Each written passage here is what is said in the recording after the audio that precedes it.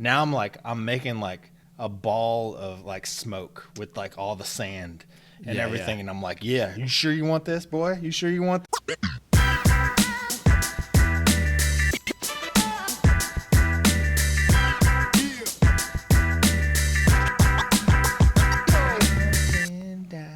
And we're live. And we're live.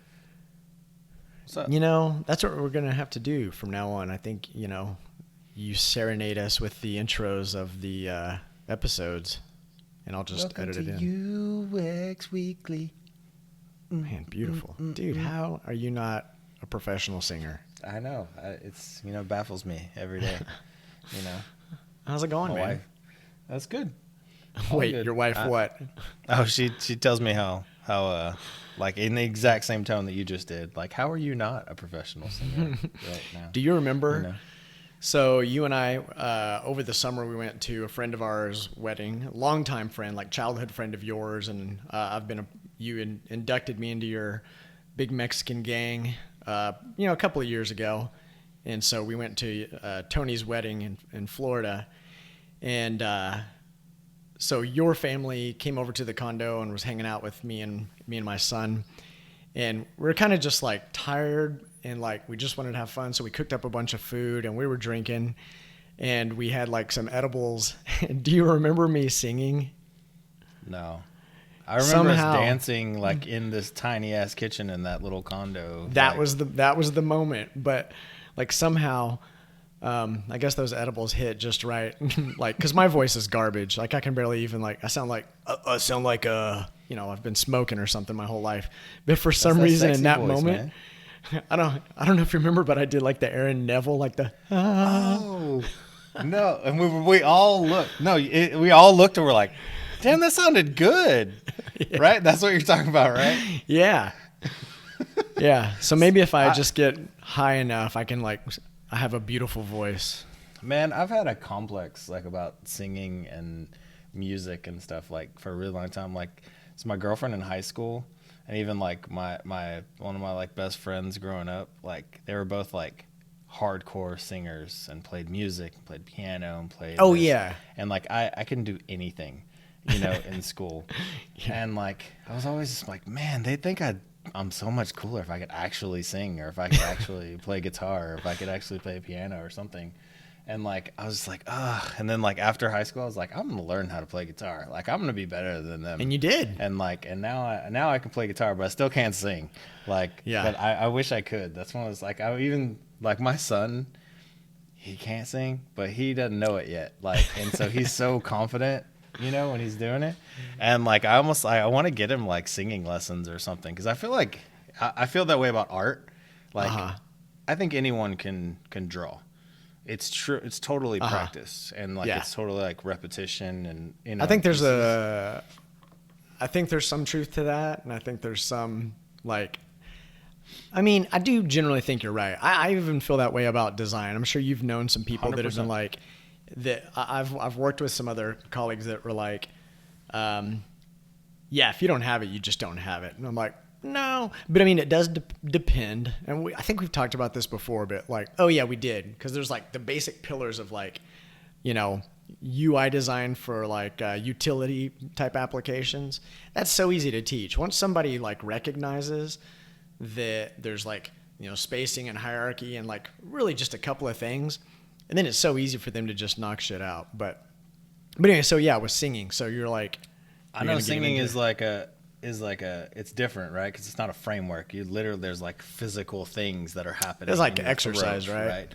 Well, but I'm maybe that doesn't hold true. Maybe there are people that physically can't sing because their 100%. Vocal cords are kind of jacked up or something. But I don't know. I think that would be just one of those things where it's I remember there was a pep rally or something, and there was a guy in my high school I didn't know who he was. I didn't know who he was at all. I'd probably never seen him, or I just never recognized him. And there, at one pep rally, he walks up out of nowhere, has a blue or a teal Fender Strat and just starts fucking jamming in front of the whole school. It sounded so good, like playing like crazy solos, and then he just put his guitar down and he just like walked off like it was like nothing. And I was like, I don't know who that is, but he's the coolest motherfucker on the planet, you know? Yeah. And I don't know, that little things like that stick with me. So now I just play guitar all the time and try to show off to everybody. So. Well, playing the guitar as an adult and like showing off that way is much cooler than whenever like somebody in a group starts singing and you're like, okay, cool. Is this that kind of party? Yeah, you're really gonna do that? All right. So something crazy, and this actually happened last night. And Joanne asked me about it, my wife, and I was like, I don't know what you're talking about. And then the podcast that we both listen to sometimes, Snacks, was talking about it this morning and was like, okay, let's hear it. I haven't listened yet. So there's this crazy thing happening with avocados. Oh, no. So 80% of the avocados that we receive in the U.S. are from Mexico. Duh. The other 20% comes from California. Well, apparently someone in Mexico threatened the life of someone in America that deals with this like avocado trade. And so America is like, well, we don't play that game. We're banning all avocados from Mexico. Are you fucking kidding me? Until further notice. It's not like for a year. It's not like for 5 years. It's like until we decide that you can come back. Dude, I'm about to head to Costco and pick up a big ass bag. Is that not insane? But picture this, right? Like, we're not talking like the Mexican cartel versus like the American gang members. We're talking like some finance dude who does like fruit like futures, you know, and it's like, what's the crop going to be this year for avocados? And like this person that's in America and be like, that price seems high. You know what I mean? Like, dude, and they're like fighting so much. They're like, I'm going to kill you. You know, like, and now that's pretty crazy. Like, that's insane, right? Like, we're talking dude, it hundreds is the same as the cartel, though. It's the same. It's like the avocado cartel. It is, but I'm just like, it's not like you're seeing them roll up with like their gold, like plated guns and everything, and they've got like grills in their teeth and stuff. It's like, not that you it's like two dudes with like a pocket. You know, maybe I have it all wrong. Keep those guys. They keep those guys off social media. They're like, maybe the avocado game is like that hardcore fucking game I just don't know about. But yeah, now I feel like there's business opportunities, dude.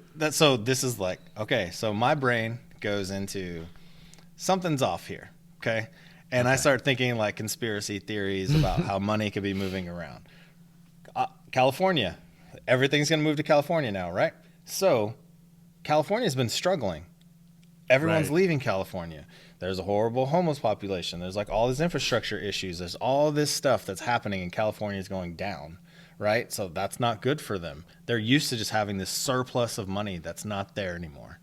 Right. How do we surge money back into it? Well, just like when the corn industry with corn syrup and everything, every farmer burned all of their land and started making corn fields so because the government paid more for those crops, right? And so now I'm picturing everyone farming California is going to set their shit on fire, and like there's going to be all these avocado farms out of nowhere because we're going to start paying more for it.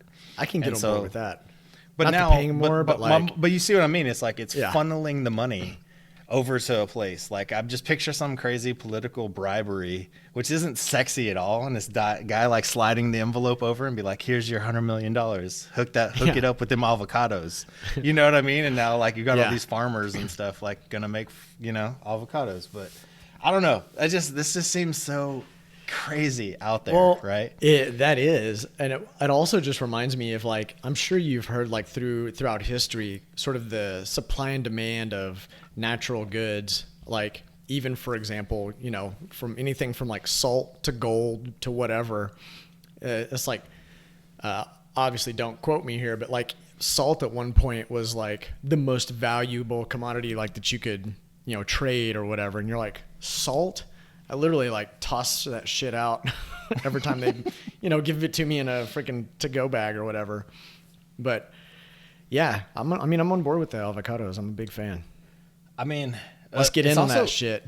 It's also weird with the timing though, right? Like right after the Super Bowl, like right when like all the purchases were made. Yeah, Yeah. it's like, oh, now like it's like, well, we got enough guacamole. We got the Super Bowl in. Now, like, Yeah. let's make sure we All get right, this now let's ban do in this place. shit. Yeah. Right? I don't know. It's Yeah, like they don't you want to got that. disrupt America that much. Well, it's like we already have a shortage of things. Like, like there's no wings. Like Wingstop doesn't serve wings anymore. They serve thighs. Like, did you know this? I didn't know that. Yeah. Like, no, it's like there's a shortage of like all these things. And so, hey, even though there's a shortage, let's just ban them from coming in. The ones that could come in. Like, how does that? I don't know. It doesn't make any sense to me. And those last like 1 week before they turn brown. So they're like, no, Exactly. no. Don't Like a ban them, day. please. Yeah. Yeah, I don't know. That whole story and like hearing it again this morning and finding out that it was because somebody threatened somebody's life was just like, really? So That's crazy. Anyway. on the Snacks podcast, what do they say? I mean, like, is there like stocks or something, or they were just talking about it being a thing that happened and it's like going to have a financial impact?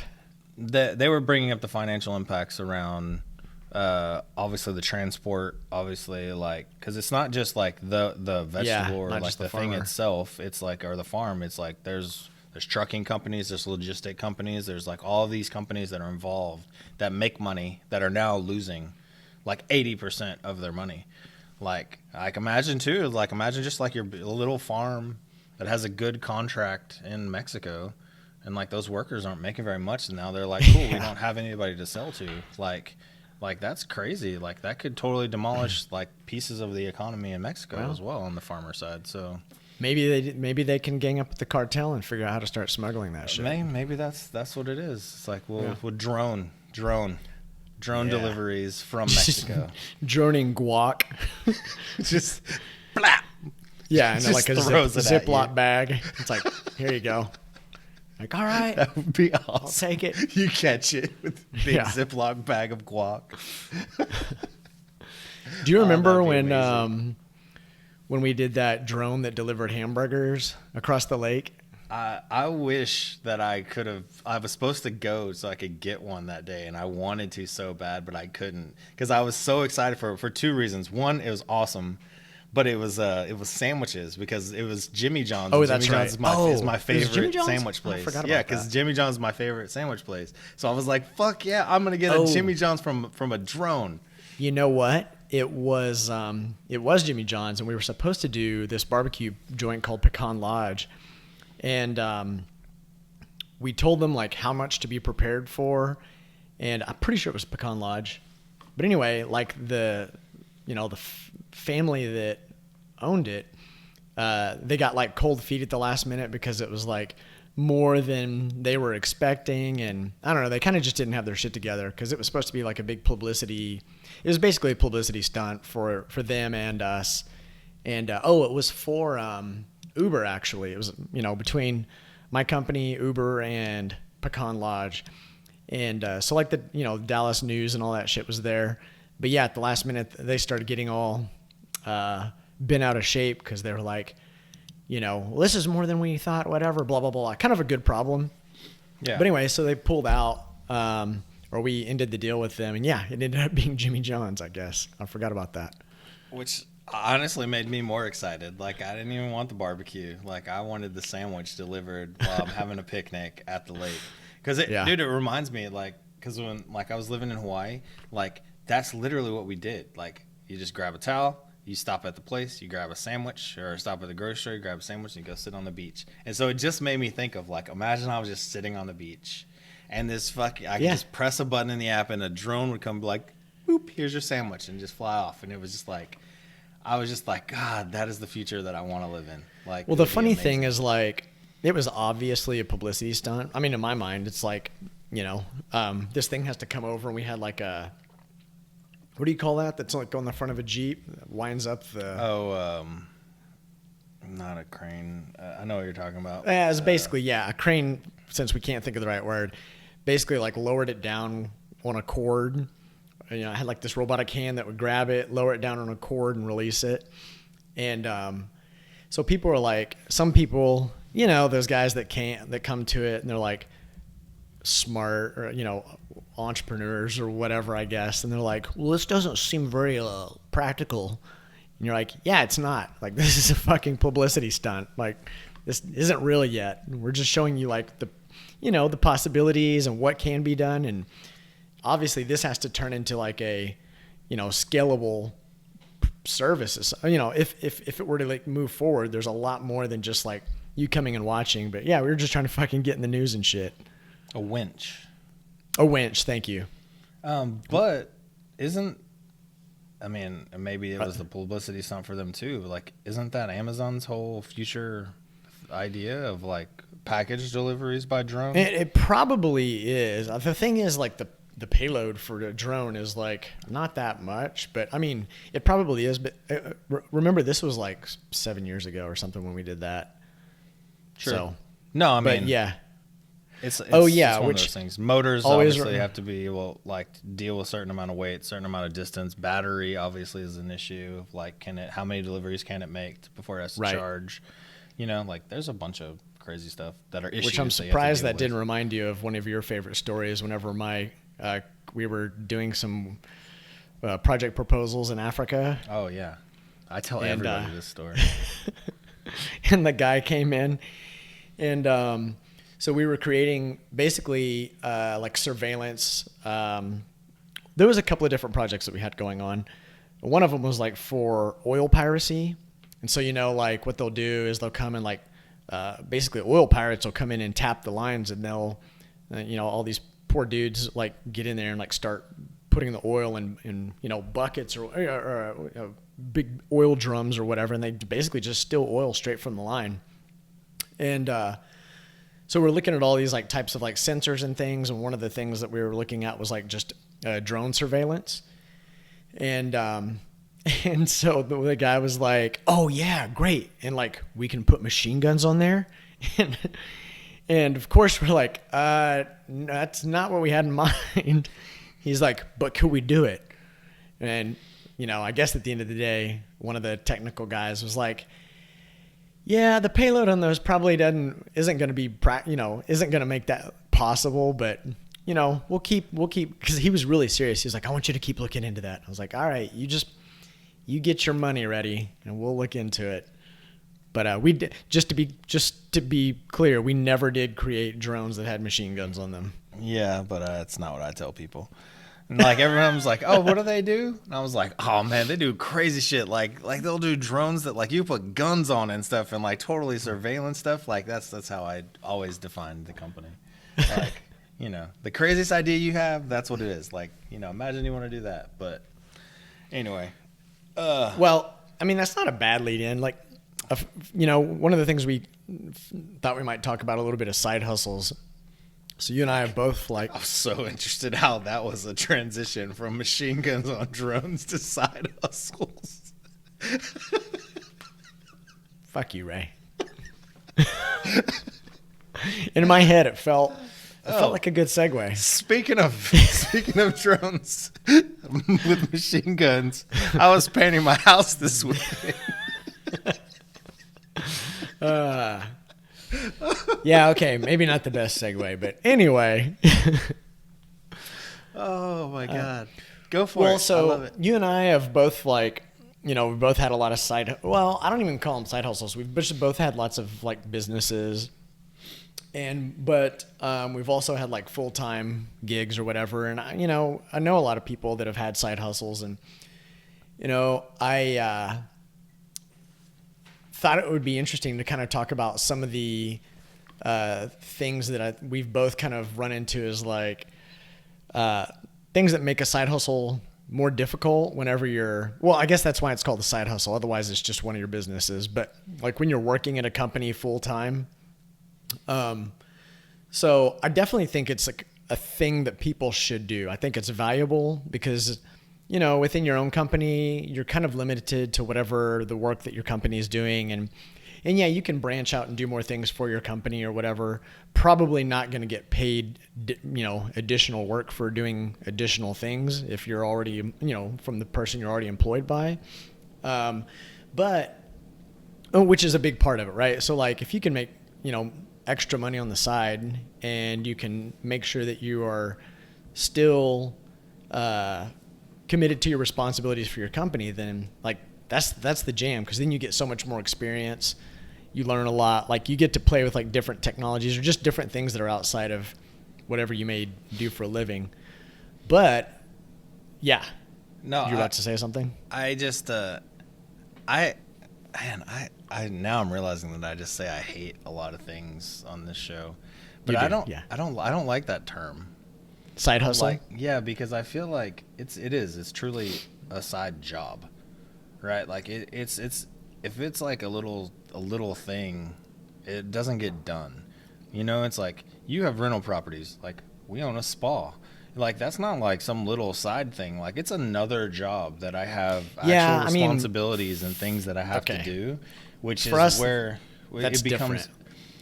But I mean, there's a point in which like when you have like basically other like ongoing companies, like so like you and I both have other companies, even though we've also both worked full time for other companies. But then there's I guess in my mind, I kind of think about the side hustles like the freelancer who can take gigs from time to time. But that's my point. Even doing that, I feel like that is a job. And it's a job that if you don't block off time for and you don't make it like a priority, then it becomes this thing that you just kind of half-ass do. And so I feel Totally. like the term side hustle feels like it's like this little play project thing that you might get around to versus it being like a side job, you know, or like, because it's like that's what, and it's funny too, like I don't even know if that's a term, like that's what my dad used to always call it. Like my dad would go do like a personal like air conditioning job growing up. He'd be like, yeah, I got a side job this weekend, you know. And so Side it's like job, in my yeah. head, that's Well, what it's called. They you know? also, a lot of contractors just call that moonlighting, Moonlighting, which I have no idea what that means exactly. But that's when I think worked at Home that's Depot. for if you like you work in another one tonight. Oh, that makes sense. It's like, I get off my regular job and then I go do another job or whatever. Yeah. It's nice. I get that. Well, I But- think that's but an my- interesting point. No, what Go I was ahead. just gonna say is like my point is like I feel like it almost like de-emphasizes the amount of effort and stress that thing creates when you call it a side hustle, because it's like a little thing to me, and like all of these things I feel like there's no point in doing it unless you're going to do it right, and you need I don't time disagree to with do that. it. But Well- the big part is the prioritization of time, and Yeah. that's the part that I struggle with the most. Like it happened this morning. Like I got up super early, took the kids to school, and like we had this whole plan. Me and her were gonna go, you know, to the gym together and work out.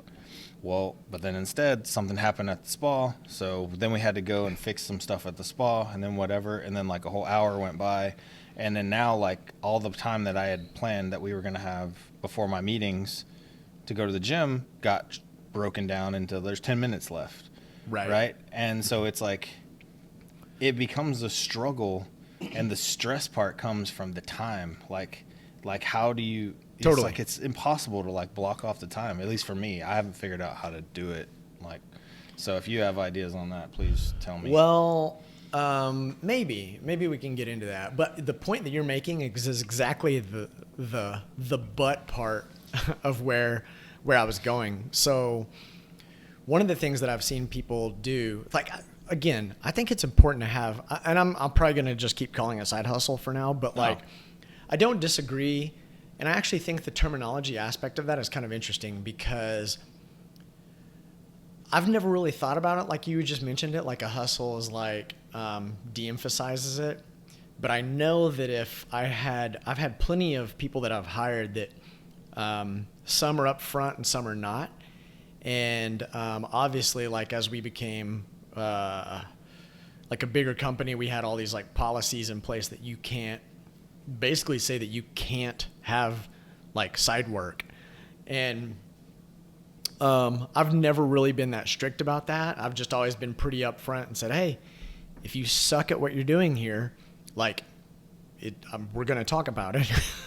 But otherwise, like, I don't care, because, you know, you and I both know and hire a lot of people that are just like, especially when you're just, whether you're just starting your career, you've just got a lot of hustle. We've just known a lot of people, I mean, like ourselves, that are like, I'm not just going to like, you know, fucking, you know, go just chill out all the time. We probably do it. We probably should chill out more, but like, you know, it's just like, now's the time, like do shit. Anyway, point being, I have one time I hired for one of my other companies, my little secret marijuana company that I started, I don't know, 5 or 6 years ago.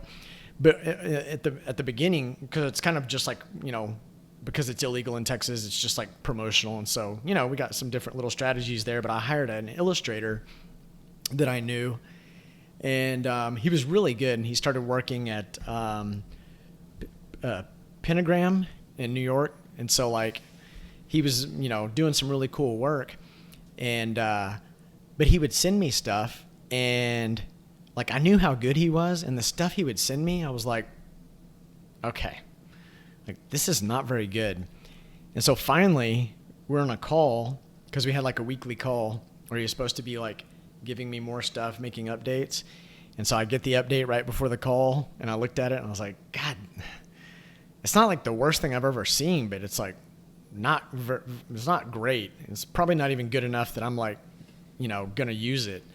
And so I basically was like, hey dude, like, I know you're a really good designer, but tell me, when did you do this? Like what you sent me? I was like, I'm not shitting on you. I'm just like, last night. It's different kind of work. And he literally was like, yeah, I did it right before the call. And finally he was like, dude, I gotta be honest with you, man. Like, since I started at, Pentagram, like my whole life is just like consumed there, and I really don't have time. And I was like, okay, dude, thanks for fucking like just letting me know. Like, you don't have, like, I realize that's a bigger business opportunity or it's a career opportunity for you. Like, but don't, maybe he thought he could, which is also common. We all get really overly ambitious and we're like, oh, I could do that. And you're like, fuck, no time to sleep. But yeah, I mean, being upfront and just saying like, I'm not going to be able to do it, rather than like continuing to keep trying and like giving me shit. But I think even the other version of that is like, I've had a lot of people, and I don't think I've ever had this happen. But as an employer, if I saw somebody like giving me shit work and I knew that they had a side gig or side hustle or whatever, I'd be like, all right, man, you got to choose which one it is, because right now you're not killing it. Yeah, no, I think about it a lot, because I had my agency, like doing freelance stuff for like a long time, and I the same kind of thing would happen, where it's just like I'd just kind of throw some shit together and I'd feel bad about it, where it's like, I'm not proud of this, and then you get lucky sometimes and someone's like, oh my god, this is amazing, and other times they're like, but like I wish I would have been more honest, where it'd have been like, Tuesdays and Thursdays I do design work. Monday, Wednesday, Friday I'm available for meetings between this time and this time, but the rest of the time is mine. Sorry. And like that's what I mean. Like I wish I could have like, and now I've set the expectations. My clients know they will get like, full-time work time on Tuesdays and Thursdays. And by Friday, they're going to have something that they know that I have dedicated those 2 days to work on it, versus I threw something together before Friday, right? And that's always been a struggle for me. I'm just like, how do I... Is it because you're just like so ambitious? You think like, that'll probably take me, a couple of hours, and then it ends up taking more?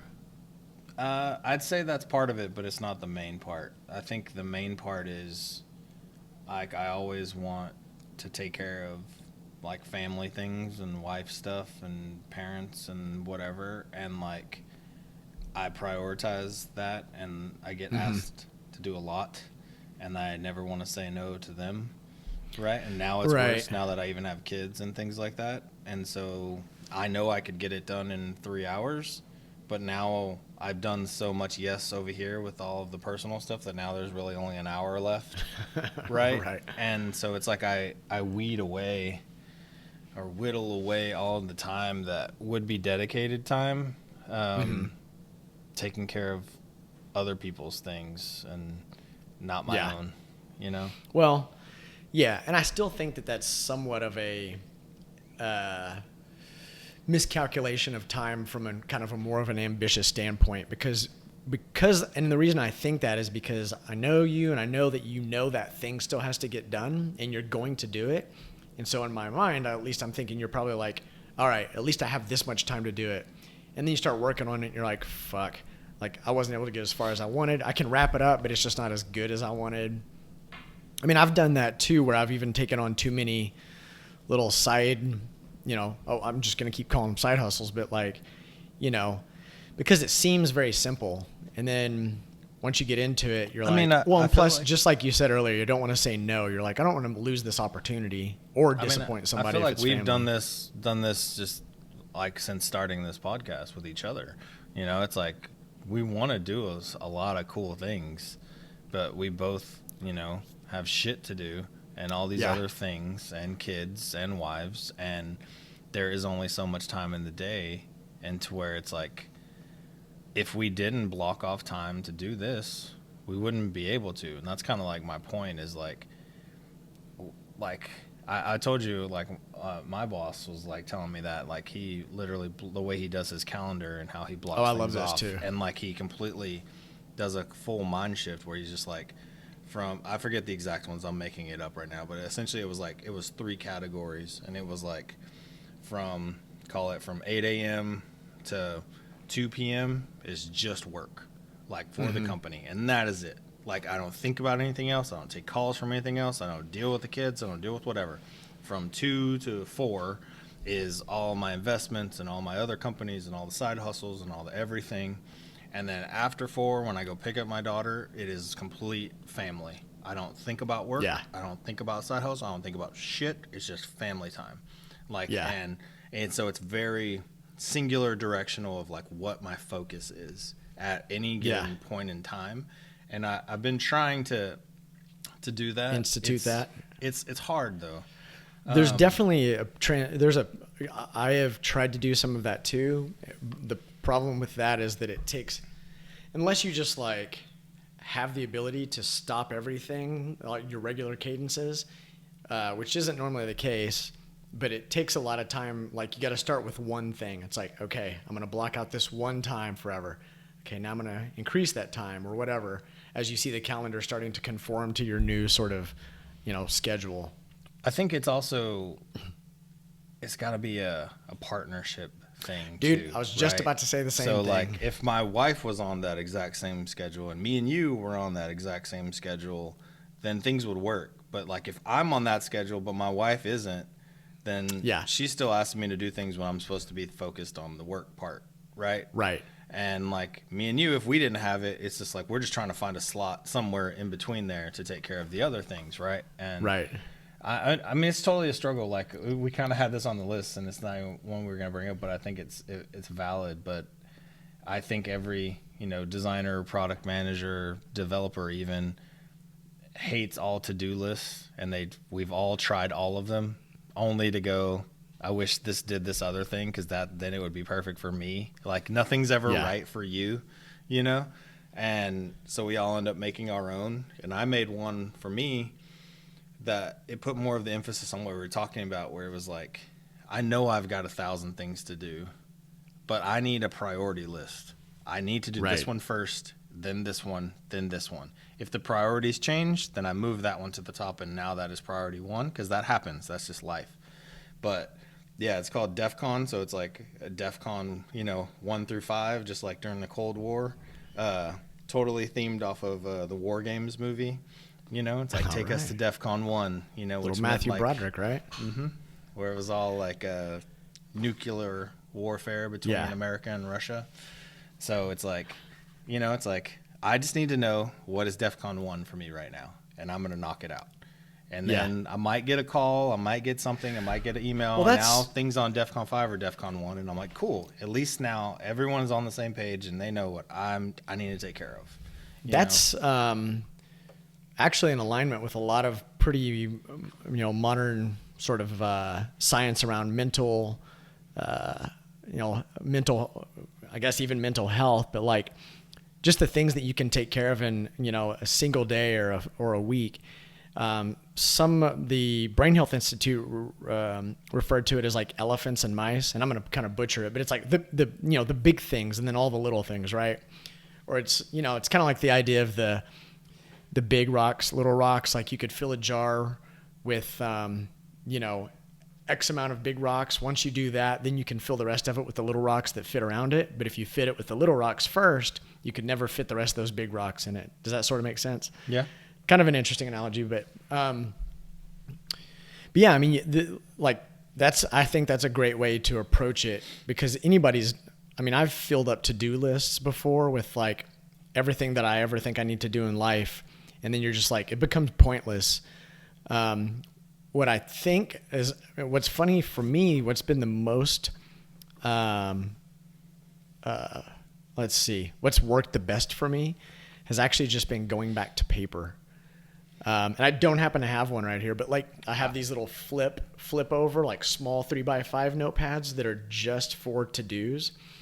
And so what I do is basically I write, I try to kind of write the priority. Obviously I can't like move it around like a digital application, but like, I'll write the main things that I need to do. And if there are certain things that don't get done, the next day I never look at that same page again. I'll flip over and I'll write it again.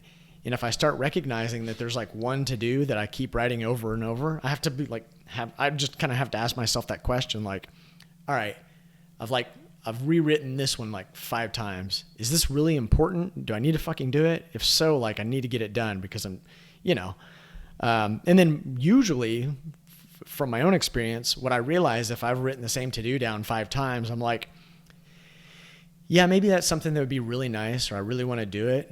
But like, it's obviously not a priority because I'm not going to do it today. And if I don't get these other things done, I'm not going to do it tomorrow. So I'll write the future to-do list, or the never-ending backlog in the back of the little notepad. But the other thing that's good for me about that is it's like I basically leave it in front of my keyboard when I wrap up my day. And so that when I come back, tomorrow or whatever, I don't have to open an application or anything. So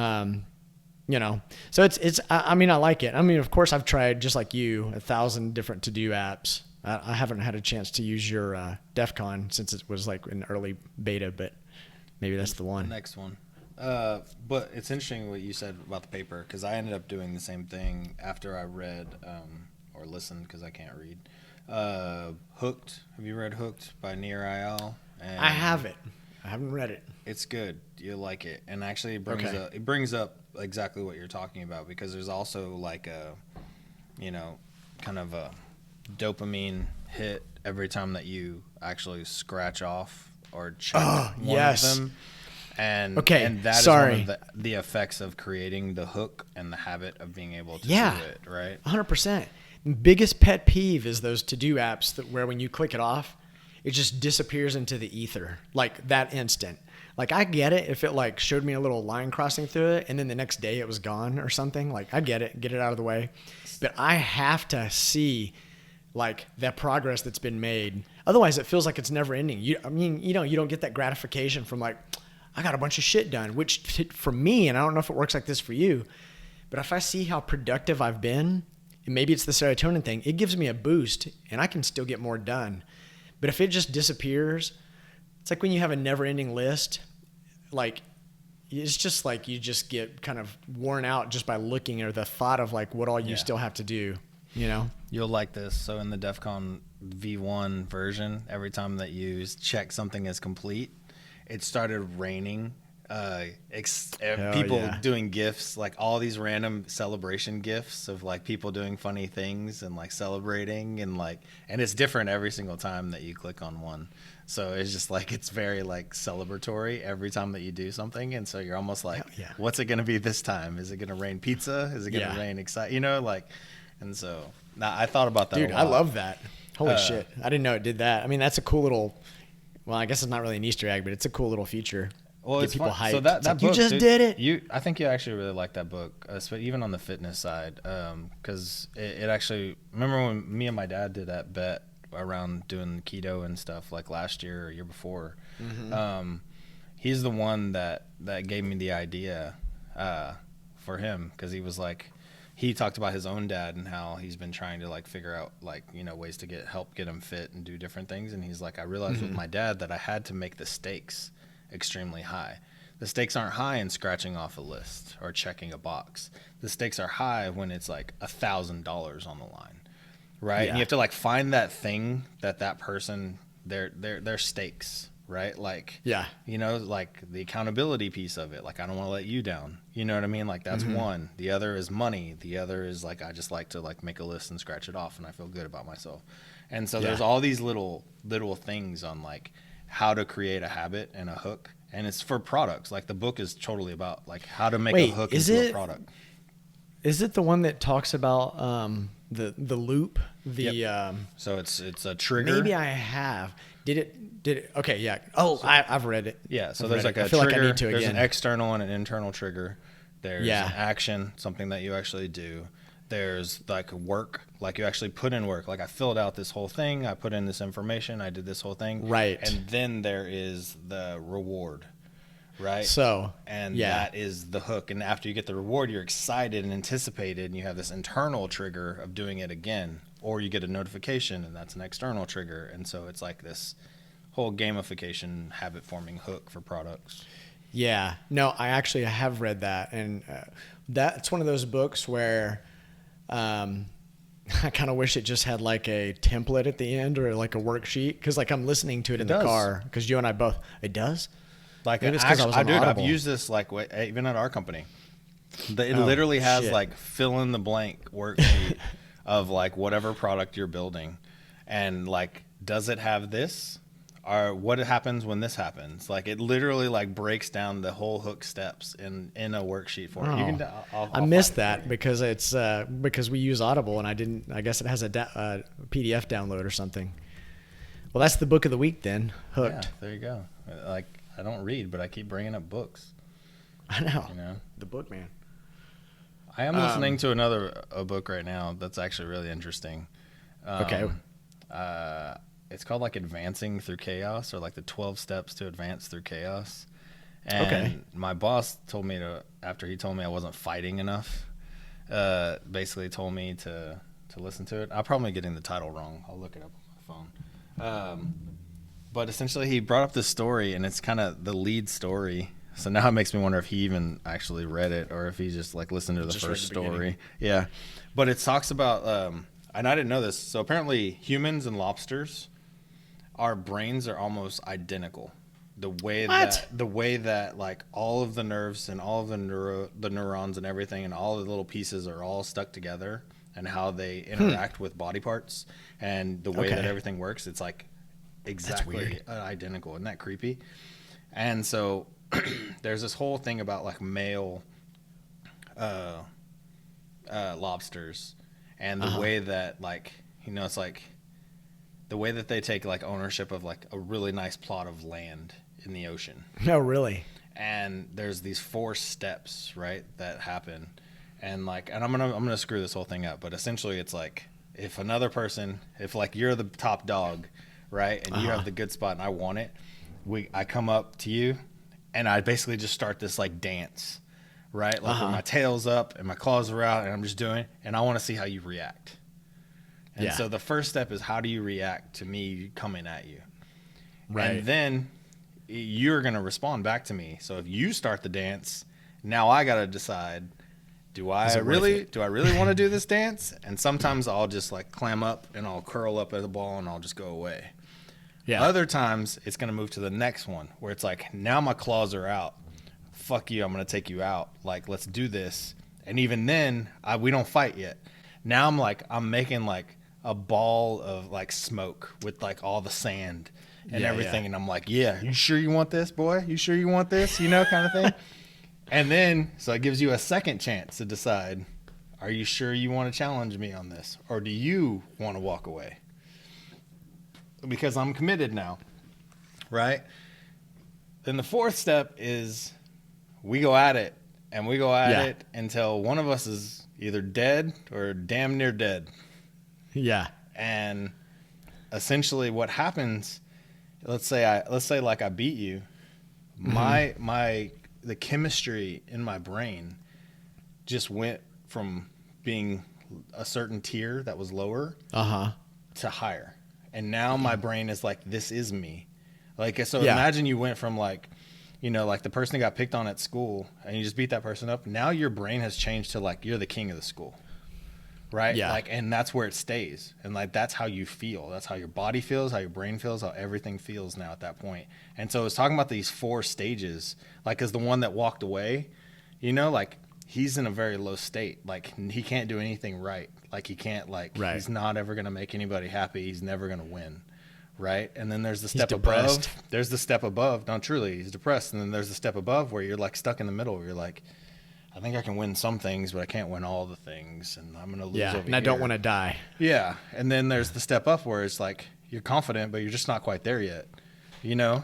And then there's the confident, right? And so it's really interesting, especially just like, we're talking about like brain chemistry, you know, and like just like the 4 steps of it. But like, I don't know. I'm really Reminds interested me in of it. you talked about like being at a certain social level or whatever, and then accomplishing this thing, and your brain is, chemistry changes or whatever, and now you're like, I am the top dog. When I was in high school, the biggest drug dealer, whose name I won't mention, but it did just come to mind. He, like, a year or 2 prior, he was like the biggest dweeb, like little big, super thick glasses. We went, because I just remember we went back in the yearbook, or somebody was like, dude, this is his yearbook picture. Because I didn't actually like know I didn't know him when he was a dweeb. I just knew him as like, he was like starting to become this like drug dealer dude. And then he started getting really big. And so somebody brings his yearbook picture, and I was like, what the fuck? Like Napoleon Dynamite level dweeb, but with thick glasses. I mean, it was just unbelievable. And so it just reminds me of that, because I'm just imagining like I always wondered what the transition was.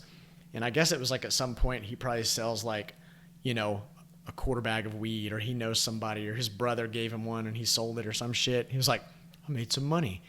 And then he makes a little bit more money. Or somebody next to them when he made that money was like, you are so cool. Oh my God. Like, I can't believe you did that. That definitely, that's a good point. Because, like, obviously kids selling drugs and, not cool, right? But whatever, that definitely happened. Somebody was like, oh my God, really? And he was like, yeah. And then I guess at some point he was like, I need to start dressing different to be a fucking drug dealer. My brain works in movies and TV shows, as you know. And so 2 of them came to mind. And that's where I thought you were going. I was like, oh my God, is he going to say that? And then you didn't. So you ruined my whole hope for like just. Because I wanted you to tell me. So the first one that came to mind is old, which is Can't Buy Me Love. Do you remember that movie? Where it like, he's like a dork and he's saving up all this money for like a telescope. And then the super popular girl messes up her mom's jacket, and he gives her the money if like she pretends to be his girlfriend, and then he becomes the most popular person in the school. Yeah. And then the more current one would be the new Cobra Kai series, because there's literally a kid named Hawk. Oh yeah. In there, who was, his real name is Eugene, and he's like the biggest like computer dork like on the planet. And then like, and he has like a lisp or something. Yeah, he's got like a cleft lip or something that. Yeah. And head's always down. Yeah, and so then he becomes part of Cobra Kai and becomes like a badass. Now he has a mohawk and like a tattoo of like an eagle or a hawk on his back, and like, so like. And then doesn't he like become an asshole? Oh, he's a total asshole, but like, yeah. So yeah, this was the same story. Yeah, this guy, he went from like mega dweeb. I didn't know him then, so I don't know if he was like smart or what. He just looked nerdy to the max. But then like once he became this big drug dealer, he was like, well, yeah, actually I just remembered. He got so like he became like a really big, like, I don't know, at least local drug dealer. But there was a point in which he started doing really hard drugs, and at some point the police, like, he wasn't like undercover, I guess, enough. And so the police were on his tail basically. And at a certain point he had started doing harder drugs, and he ended up doing like when he was doing like PCP and shit. And basically he was in some, upper level, apartment or something, and they come in and they basically like raid his place, and he runs out of there, and he runs out onto a parking deck that was like 2 stories high, and he jumped off. Oh shit. Yeah, fucking crazy. He survived. He just broke the shit out of both of his legs. Oh my God. And had to go to the hospital and shit. But I mean, even after that, he was still like a big drug dealer. And then he ended up working in the oil business, and I think he's like a multimillionaire now. I mean, there's something to that. Like, I think if you, we always talk about this all the time. Like, do you remember that movie, Trading Places, in the 80s with Eddie Murphy? And Dan Aykroyd. Yeah. Like, I want them to remake like a hardcore version, not a comedy version of that, where it's like you take like the drug dealer of like, you know, like South Central or something, and you literally give him the opportunity to be the CEO of like $1 billion bank. You know, there's a book about this. Oh, really?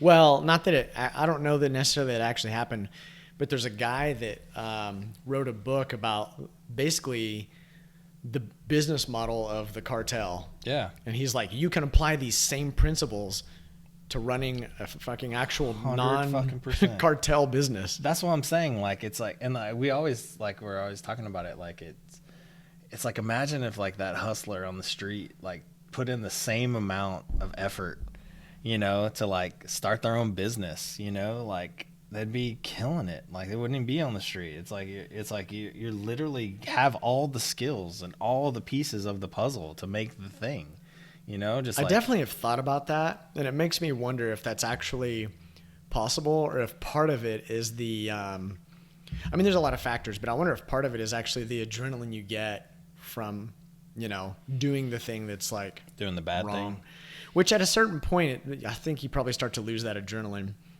The other thing though is like, well, when I guess in your movie scenario, Eddie Murphy then all of a sudden talks like Dan Aykroyd or vice versa. There's a part of that where you have to be able to, I'm trying not to give away. Well, so like, you know, I partook in some of the marijuana business trade when I was younger, and as you know, but what made it work for me was that I could go between different groups of people, and I could sort of was like kind of a chameleon or whatever. So I could talk, you know, I mean, because we grew up, not like I grew up, you know, hard on the streets or anything like that, but still growing up and listening to hip hop and hanging out with like a, you know, a kind of a sort of a skater hip hop subculture, whatever, you know, you start to talk a certain way.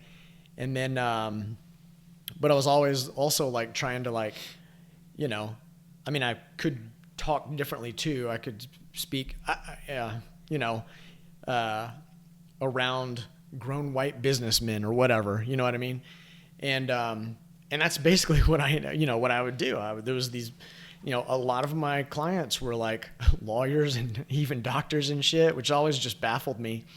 But then, you know, like my source was like, you know, street dudes. And so, you know, that being a part of like, I actually think there's probably a lot to that, even just thinking about yourself, your own career, as you know, whether you're working at a company or an entrepreneur, is being able to like speak at the level of the person that you're engaging with. Know your audience, because that's going to get you much further, you know. And sometimes that can feel like it sucks, and I think probably, you know, some of it does suck, right? But not all of it. I mean, part of it is you utilizing that as an advantage for you to get what you want.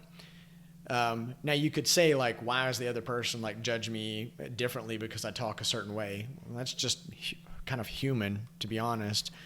But instead of like blaming them for why you don't get something, if you're able to like pull it off, it's more so like, how can you utilize this ability to just, you know, give yourself the advantage? Yeah. I mean, I do the same thing like every day. I feel like it's like, you know, we talked about it before with like, you know, I'm not going to wear a suit. I'm not going to do whatever. But like, I'm not going to show up to like $1 billion, you know, meeting, you know, or some kind of crazy pitch, you know, like in like some shorts and like flip flops, you know, like I'm going to dress nice and like a button up, and then, you know, I might even do my hair and not have my hat on backwards kind of thing. It's like, you got to know your audience, and you just have to put yourself out there. Like you said, like they already have an idea and they're going to judge you. So you just have to make sure whatever it is that they absorb from you is exactly what they need to is what you want them to absorb. Right. So it's, I don't know. I mean, I think you're right. It's just life. Like it's going to happen. You know, you're going to go into the grocery store and someone's going to judge you. You know, it's like it doesn't matter. Fuck them. But, you know, especially when you're trying to make money, you know, if you want to make money, you become the chameleon. Use it to your advantage. You know, you work the system. You know, you work the people. That's just how it goes, you know. But you sell them or they sell you, you know. Yeah, that's right. I can't remember what that's from. Boiler Room. But, you just mentioned that the other day. That's a good quote. It's totally true. My brain just can't help it. It's just all movie quotes. Well, let's talk about one more thing. So you had mentioned, we talked a little bit about, we kind of had our debate last week about unlimited vacation. And so I don't think I ever said it, but I kind of at the end was like, oh yeah, that's why we didn't end up calling it unlimited vacation. So we actually ended up calling it responsible PTO. But the underlying message under it was that you can take off basically anytime you want as long as you handle business. I mean, we had to kind of write it up very clearly. But yeah, it took me that whole conversation, so I remembered, we didn't actually call it unlimited vacation just for that whole fucking reason. But anyway, instead of rehashing that though, like you had some ideas you kind of I mean, it goes back to what we were talking about before, with just like the side hustles and all that kind of stuff, and how we, end up stressing ourselves out because we're not working one job, we're working 2, 3, 4, and then we got families and lives and all that stuff. And there's a point, and it happens a lot, where it's just like you're just dead. Like you've drained your battery, and you need to recharge. Is that burnout? Is that what you're talking about? Part of it's burnout, but the other part is just tired. I mean, it's like to me, burnout is like my brain is not working. Like I have no creativity in my brain anymore. I have no ideas. I have no anything, which is like more of a cognitive thing. And then but then just like being tired is just like my whole body is tired. Like I'm not motivated. I don't want to do anything, right? It's like, which sucks. It's like I feel like we work in an industry and we work and do different things that are exciting. Like cool. I like, and I like the people we work with and everything. It's like I'm excited to go to work. I'm excited. That is a weird thing when you notice that the thing that you love and like doing, and you are fortunate enough to have an opportunity to do, and you recognize it, but you're also like, I don't want to do that. Yeah. And that's the last thing I want to do now. That's like, I mean, I feel like I'm getting there. I'm not right there right this second, but I haven't had a vacation in over 3 years now with the pandemic.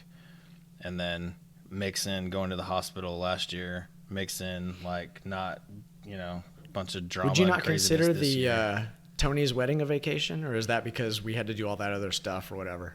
I feel like it was like a 1-day vacation and a 5-day trip. It kind of was. We had maybe 2 days. We kind of had 2 days. But there's a differentiator. I back into the whole recharge thing, and we kind of mentioned this like an episode or 2 ago. There's a difference. Like it's hard to recharge when you're taking care of somebody else. And when you go on a family vacation, I'm like helping my wife do things. I'm helping like, the kids and taking care of them and like making sure everybody gets to wherever they need to go. I'm not on vacation. I'm just doing another job in a different place, And so I need a vacation where it's like, I don't even have my phone. We're just going to go to the beach. I thought when you said, I don't even have and it started with the I thought you were going to say family. I mean, I would like a boys trip or something like that, to where that totally would be a good recharge. Like, but it's like, it's hard to time those things out, where it's like, everybody's got a different schedule and works different jobs and does different stuff. So to me, that would be awesome as well. But like right now, I just like, I'll take whatever I can get, And so we had been like, oh, we're going to make a trip for spring break, and we didn't do it in time, and now family's coming here, and so it'll be like too much stress if we try to like mix in a trip right before people show up. And so it's like, all right, well, then I guess we should start planning for our summer vacation. So now it's like I've got to plan like 6 months out, or however, I don't even know when summer is, but Yeah, that sounds about right. Yeah. So Or 4 months, 4 or 5 months. I was gonna ask you, like, I don't even know where to go. Like, I don't like. I look on like all the little things, and my wife keeps bringing up like an all inclusive in Mexico, but it just feels like a hotel. Like I don't like staying at a hotel. And so I just like I want to go somewhere, and like I feel like we lived in Hawaii. I would totally be fine to just go back to Hawaii, but I feel like we've been there so many times that it's like it's not really as cool for the rest of them, but it's totally fine for me. And so, you know, I don't know. What do you think? Where would you go? Anywhere. That's a great question. And we've talked about too. Like normally, if it's only a week, we don't want to kill 2 days of travel. For summer, it's going to be longer, so we don't care. So we'll go anywhere. Where would you go? Dude, I hadn't really thought about that, so I wasn't really prepared. But I think, I mean, are there any dream places and stuff that like you've just wanted to go? I definitely have some level of interest in like Fiji or some shit like that. I think Japan would be really dope, just because it's like, you know, culturally so interesting and different. And it's also one of the things that is also interesting about that is it's like, I don't know if you would consider that westernized, but I know based at least on all the people that I know, I have some good friends that have lived there for a long time. I know one of our, you know, buddies, Daniel, you know, had to go do work over there for a lot. I think they actually lived over there briefly, but it's like easy for Americans to get by. Like I've been to some other third world countries that are very interesting, but it's a little more sketchy and like kind of, you know, it'd be nice. So there's like a certain piece of it where you don't always get to relax. Like sometimes it'd be nice just to like go out and do whatever the fuck you want, just like you know how to do without having to like think about, is this okay or not? Like when I was in so Dubai and Abu Dhabi have some interesting liquor rules. So obviously like it's completely against the religion, but they also know that like, you know, there's money to be made. So in Abu Dhabi, I think that's right. Yeah. You can buy it at the store and you can take it to your house. Now in Dubai, you can't buy it at the store, but you can go to very specific like pubs. So there's this one that looks like it's like this German pub or whatever. And you can go there and it's like you're in the States. Like it's pretty normal, you know, picnic tables outside and all this. And so you can go there and, you know, drink or whatever. But the thing that, you know, I wouldn't say I was always worried about it, but it's like, okay, like if you leave here kind of hammered and you get pulled over by like, you know, one of their sort of officers, like, am I going to jail forever?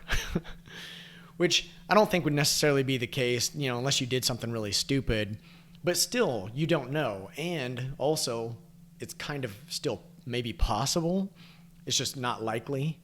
And so, yeah, anyway, all that to say, I think a good vacation would be somewhere where you don't have to kind of worry about the cultural stuff as much, but you still get to see like a drastically different culture. And at least in my mind, I think like Japan would be one of those places. They're like super used to Americans.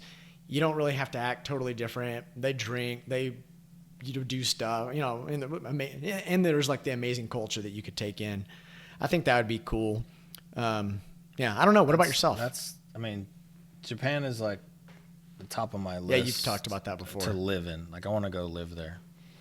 Like I'm gonna move to Japan even if it's for a short stint of like 3 months or something like that. So all right. It's been on my list forever. And it's funny too because it's like I've never been. I don't know anybody, you know, there. Like I love everything about it. Like you know, like I've brought up on my Kevin Rose, you know, have my man crush on him. But like, he said this one thing and I was like, it's the place. He goes, you know what I love about Japan? He goes, I was there one time and I come out of my house that I'm staying at and it's just an old man on the street, just like a regular little suburb, not in the middle of anything crazy. And there's just an old man out there literally waxing his mailbox. And he's like, that sums up Japan right there. He goes, people care about everything I love here. it. Every little detail, every little piece, and they also care about you, the person who lives across the street. So I'm Yeah. gonna sweep this whole street for you. You know, like I'm not even gonna ask you if I'm just gonna do it for you because I want you to look at my stuff and you see beautiful, and I'm gonna help take care of your stuff too. And like, just like the caring part of like a culture like that is like, Yeah. you don't hear that anywhere. Definitely not America. It's like everyone's so fucking selfish Right. and don't give a shit Yeah, about fuck you.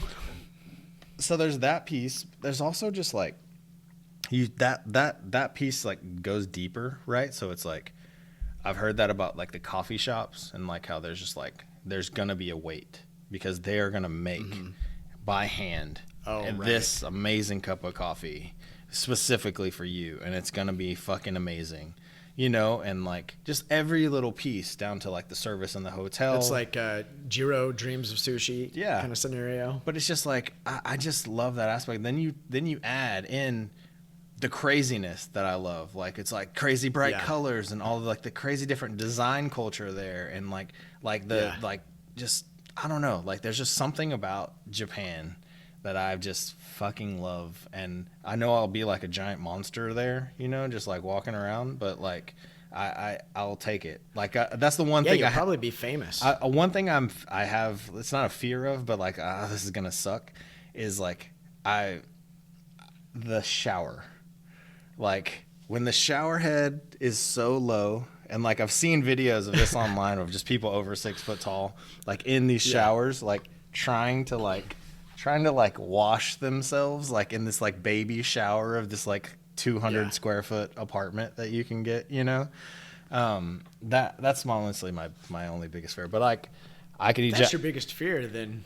I could legit eat Japanese food every single day, all day, no problem. Like I have everything. Like I love, and even Hawaii too. Like most of Hawaii residents or most of the vacationers and everything are all Japanese, don't speak English.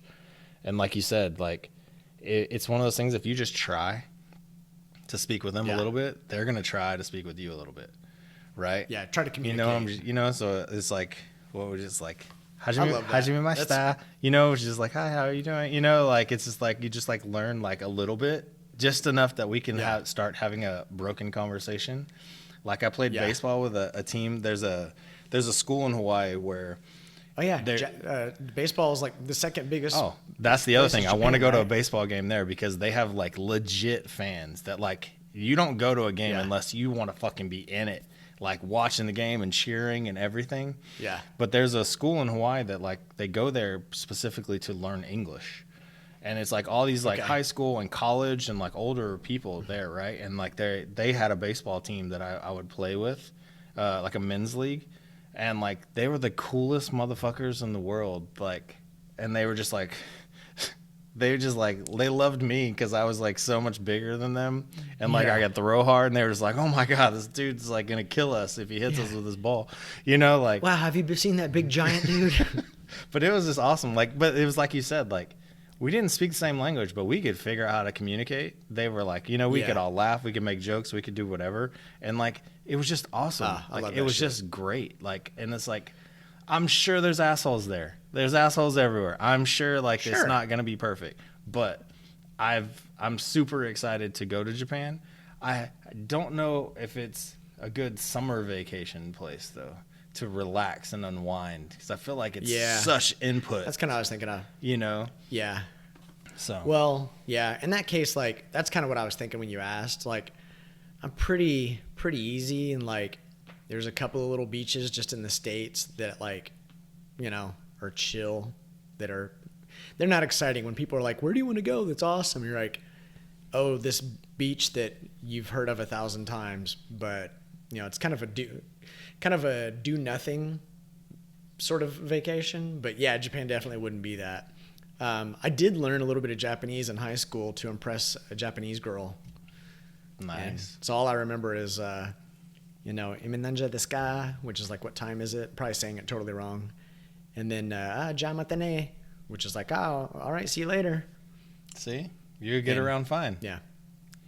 Yeah. Oh, you're right. That's all you need. What time is it? All right. Well, see you later. Speaking of that, we went to eat at this new place in Deep Ellum called Hawkers, which is like Asian street food, whatever, right?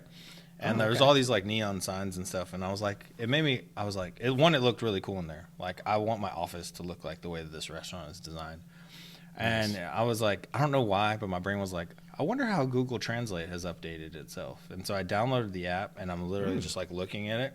Dude, it just instantly just translates everything and just tells you what it is in English. So it's like, so imagine just having people that are helpful, but like Google Translate is making it to where you could literally just walk around and be like, what was that sign say? Or you could just be like, hey, where is the restaurant called this? And like, it'll say it in that language.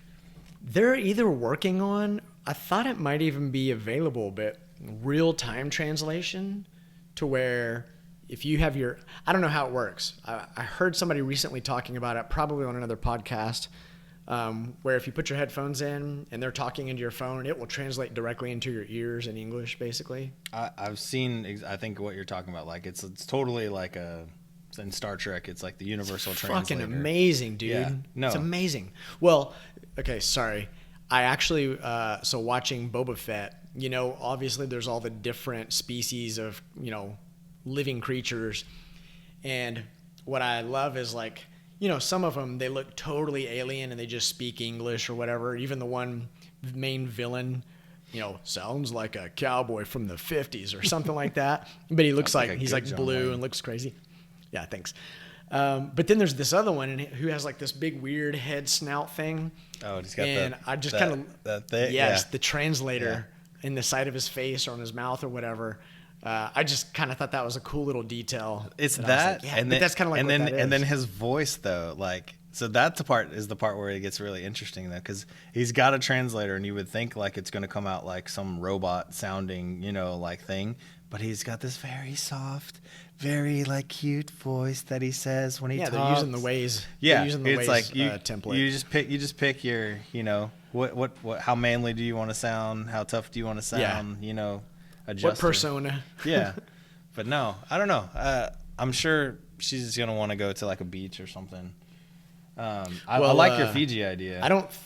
I think, which I know almost nothing about except for that I've known people that have gone there and seen pictures and seems different. It also seems kind of safe. I don't know if you know this. I don't know. I'm not like overly worried about safety. I've been to some pretty rough third world countries, but I don't it's just do there's a level of relaxation that you don't always get. My worst case scenario brain hates being in any kind of situation where something like that. Like I hate it. My wife's like, yeah, let's do it. I don't care. And I'm just like, oh my God, we're gonna die. Oh yeah, I can see that. So I'm that guy that I always talk about like the girls that were like, oh, I'm just thinking about my dream wedding and what it's going to be and where we're going to go on vacation. That was me, like growing up. Yes. And so ever since I was a kid, I would always like dreamed of like my honeymoon was going to be in Bora Bora and it was going to be on one of those like huts that's on top of the water, Yeah. And so like, I dig it. Dude, I love it. I love the idea of you you've always told me in one of our very old podcasts, this one thing you mentioned just stuck out and was hilarious because for some reason my weight came up and you're like, how much do you weigh? And I was like, about 150. And you're like, dude, I weighed 150 pounds when I was 8 years old. And so now I have this idea of like you like shorter, just this little 150 pound, kid talking about like, oh, my wedding's going to be amazing. Dude, I'm gonna try to find some pictures of like my little league photos because it's legit like youth. I'm taller than my dad, and then there's just happens to be another coach who's like really tall, but like I was a giant. I totally was a giant, and I'm not now. Now I feel I go to the gym and I feel small. Like everybody feels like they just surpassed everybody's me. Giant. But that's my life. But no. Well, okay. Wrapping up the Japan vacation. So there's no way you could actually go to Japan without your wife, right? So I mean, we talked about this a few years ago. In her mind. We talked about this a few years ago because there was a design conference that was there. I remember you and I kind of talked about it. I was so pumped for it but I know that she really wants to go there too. And so Same. My wife too. I do think that it would be a here's the huge idea. jealousy thing. The only thing that was great about that design conference is work would have sent. It was work. Yeah, work would have sent us there. Oh, yeah. So it was like, I got to go for work, babe. I'm sorry. You know, I love you. We'll come again, you know. Dude, just ask Mark if he'll send you and me to Japan for research. We'll see how that goes. Right. If not, though, we take the families, but we let them know in advance that 2 days, because one day will probably inevitably get ruined. Like, not ruined. Let me that sound bad. Well, you know, stuff comes up, right? But 2 days, we let them know, like, hey, that's it. We're like, hey, Steve and I are going on or Ray and I are going on a research trip. We decided, yeah, but we can't call it a man venture. Oh. They'll get jealous and not be cool with it. We just say, hey, we've got this trip we have to take, and so like let's set it up as a, both of our families go on vacation, but 2 days we have to go do work. I like it. All right, I'm down. I don't know if it'll work, but man, I hope they don't actually listen to. I mean, I don't think this will be the one episode they listen to. Yeah, I was gonna say my wife. Nicole definitely doesn't listen. I don't think my wife listens to it ever either. My kids listen to it though. Like they'll watch us on TV. Nice. Oh, jeez. Probably most of our likes are my kids. But I didn't ask them to. They just did it. Thanks, guys. Yeah. All right, man. Well, let's wrap this thing up. So we got to work on our trip to Japan, and my honeymoon to Bora Bora. And your to-do list. Oh yeah. I think we need to. Maybe there's going to be some news in the near future regarding that. I mean, who knows? I'm going to make it V2, and it's going to be badass, and everybody's going to want it. I'll make that statement right now. I'm into it. All right. Ray made the statement. That's accountability and commitment. I didn't give a date. Yeah. Yeah. Well, we'll work on that. Yeah. All right. Well, you do it. Let's wrap this thing up. Do it. All right. Thanks for joining us, everyone. Please like and subscribe. Leave comments. We love you. And we'll see you next time. How was that? That's great. Short and sweet. Cool.